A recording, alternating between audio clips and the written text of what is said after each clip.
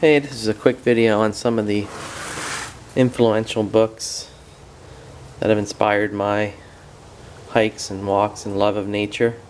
First one is this Reader Digest. This is from the 70s, Back to Basics.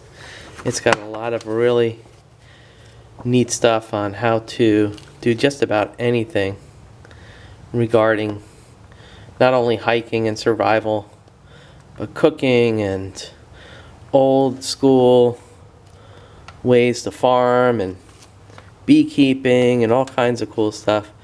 So this is definitely one book that I really like a lot. Reader's Digest, Back to Basics. Another one is Bradford Angier's Backcountry Basics. This is a classic. What I really like about this one is two areas and again this is from the 70s as well, is the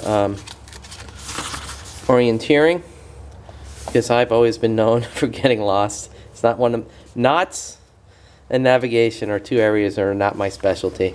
But also, he has a lot of really cool wilderness cookery, he calls it. Ways to cook with the wild foods and stuff out on the trail. So I really like this one a lot too. And that's Bradford Angier's Backcountry Basics, another 70s classic.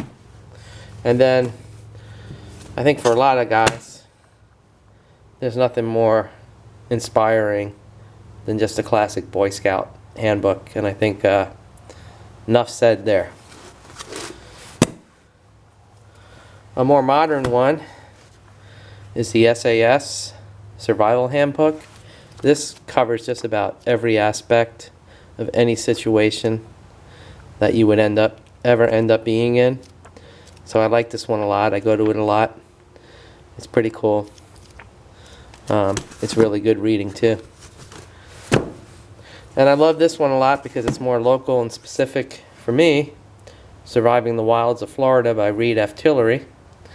This has just a lot more things that are all specific to hiking and camping in my state. So this is another great book. But the one that's influenced me the most is when I was 12 years old.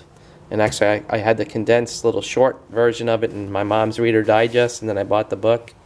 It's this book by Tom Brown Jr. called The Tracker. I read it, couldn't put it down.